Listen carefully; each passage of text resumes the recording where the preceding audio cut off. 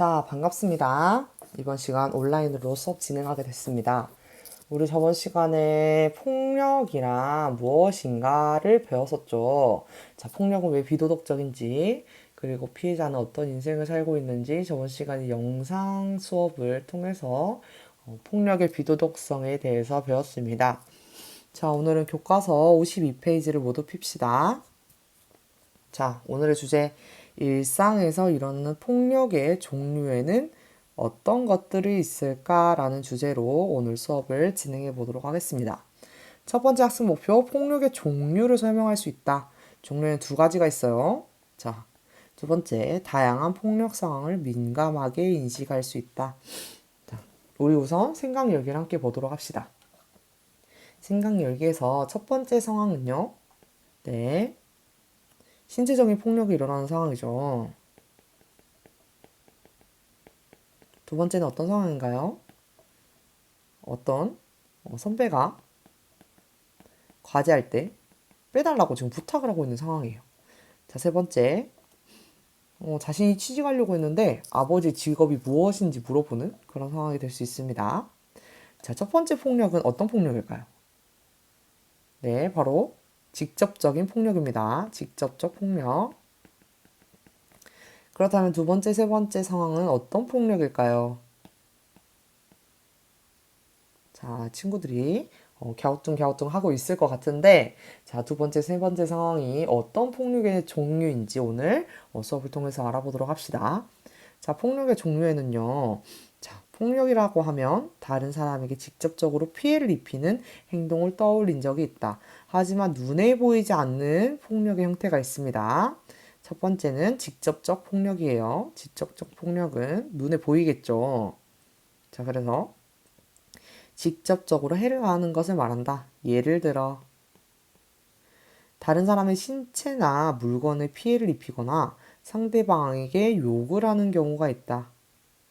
직접적 폭력은 가해자와 피해자가 누구인지 비교적 쉽게 알 수 있기 때문에 법이나 제도를 통해서 해결이 가능합니다.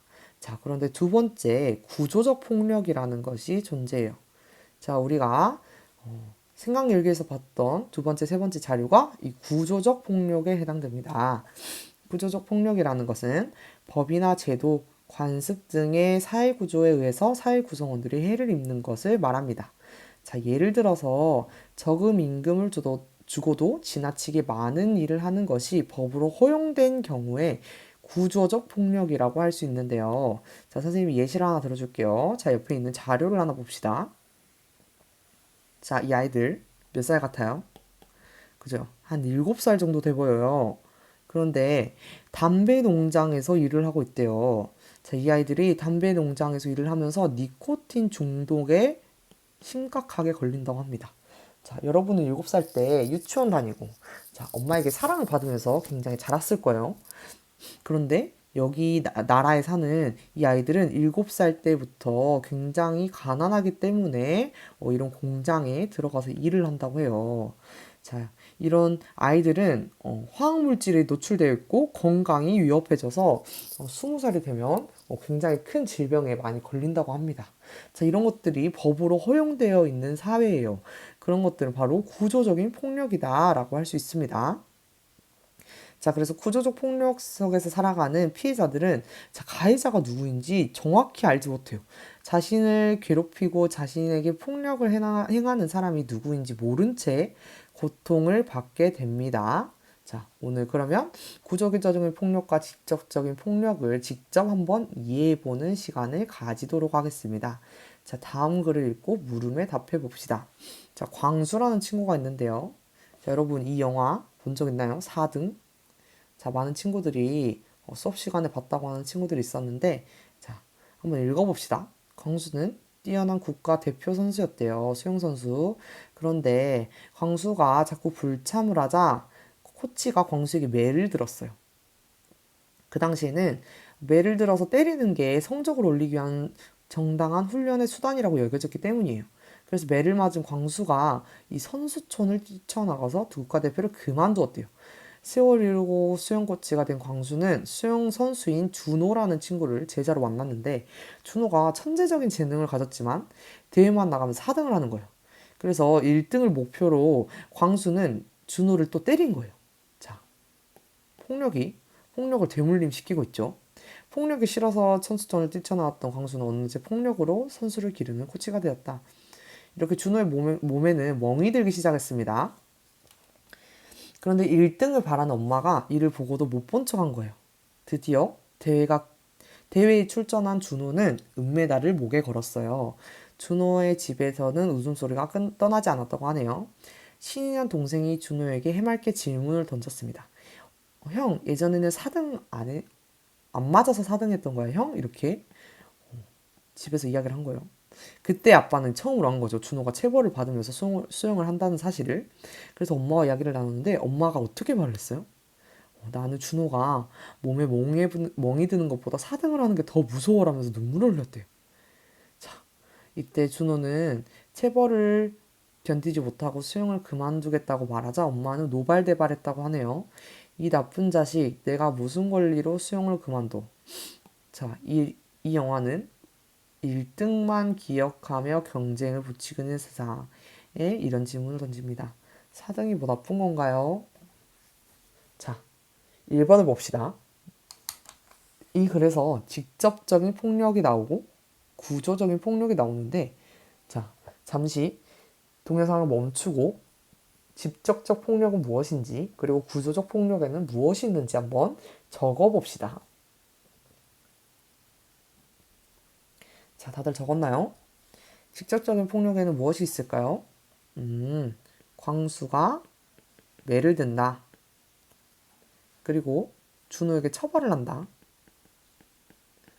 또 무엇이 있을까요? 엄마가 상처 주는 말을 하는 것이 또 직접적인 폭력에 해당되겠죠. 그렇다면 법이나 제도, 사회의 구조상으로 폭력을 당하는 구조적 폭력은 무엇이 해당될까요? 어렵죠? 자, 이것은 바로 이것입니다. 1등만 기억하며 경쟁을 부추기는 이 사회 구조가 구조적인 폭력에 해당된다고 할 수 있습니다. 맞춘 친구들은 축하해요. 자, 2번을 봅시다. 우리 주변에서 구조적인 폭력이 일어나는 사례를 한번 찾아서 그럼 적어봅시다. 자, 선생님이 예시를 하나 들어준다면 고령화 사회가 되면서 자, 노인들이 일할 곳, 여가시설 등 노인에 대한 복지가 아직 미흡합니다. 그래서 기초생활에 대해서 노인들이 어려움을 겪고 있어요. 어려움. 그리고 고독사까지 일어나고 있습니다. 이런 것들이 사회 문제로 등장하고 있는데 노인에 대한 복지의 뒷받침이 부족하기 때문에 일어나는 일이라고 할 수 있습니다. 자, 여러분이 한번 영상을 멈추고 구조적인 폭력에는 무엇이 있는지 한번 적어보도록 합시다. 생각해서 한번 적어봅시다. 자, 다 적었나요? 다음 페이지를 봅시다.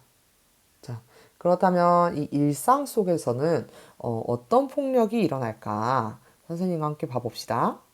폭력은 나와는 먼 거리라고 생각하는 친구들이 있습니다. 하지만 주변에는 폭력을 당하는 사람이 굉장히 많아요. 자, 첫 번째 폭력은 신체적 폭력이겠죠. 신체적 폭력은 너무 쉽죠. 신체적 폭력은 힘을 이용해서 다른 사람을 신체적으로 고통스럽게 하거나 불편하게 하는 행위다. 그래서 상대방의 신체를 때리는 행동이 대표적인 사례입니다. 자, 두 번째 폭력은 언어 폭력이에요. 그래서 듣기 싫은 말을 하거나 욕을 해서 피해를 주는 행위를 말합니다. 언어 폭력은 겉으로 상처가 이렇게 드러나진 않죠. 그런데 심각한 피해를 남긴다고 합니다. 뭐 예를 들면 상대방을 비하하거나 외모에 대한 이야기, 너 못생겼다 이런 말 하는 것도 다 언어 폭력이에요. 자, 거짓 소문을 내는 거, 자, 험담하는 것들도 언어 폭력이라고 할 수 있습니다. 자, 이 모든 것들이 합쳐진 것을 따돌림이라고 할 수 있는데요. 따돌림은 상대방을 의도적으로 피하고 다른 친구들과 어울리지 못하게 막는 행위입니다. 자, 신체적 폭력과 언어 폭력이 함께 나타날 수 있겠죠.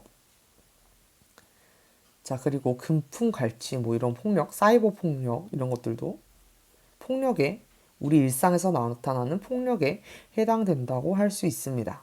자, 우리는 이렇게 일상생활에서 다양한 폭력을 경험하고 있는데 그것을 민감하게 알아차려야 폭력이 일어나지 않도록 예방할 수 있습니다. 자, 선생님과 한번 폭력을 민감하게 한번 알아차려보는 시간을 가져보도록 합시다. 자, 교과서 55페이지를 피세요. 자, 여기서 명철이가요, 진우 별명을 지어서 부르고 SNS에 함부로 올린 거예요. 그래서 선생님이 불러서 명철아, 진우 별명을 지어서 부르고 진우 사진을 마음대로 SNS에 올려서 진우가 힘들어하고 있어 라고 이야기를 합니다. 그랬더니 명철이가 장난이에요. 애들도 재밌어하고 진우도 화를 안 냈어요. 그랬더니 선생님이요. 명철아, 말이나 행동을 하기 전에 그것을 받아들이는 사람의 입장을 먼저 생각해야 돼. 그래서 진우가 어떤 말을 했어요? 명철이는 장난이라고 하지만 저는 별명을 부를 때 화가 나고 괴로워요 라는 이야기를 했습니다. 자, 1번을 봅시다. 위의 만화에서처럼 자신이 일상생활에서 무심코 한 말 혹은 행동으로 상처를 주었거나 받았던 경험, 사례를 한번 적어보도록 합시다. 자, 이것은 노트에 적으세요. 노트. 노트에 오늘의 날짜, 오늘의 날짜를 적고 오늘의 단원. 자, 오늘의 단원이요.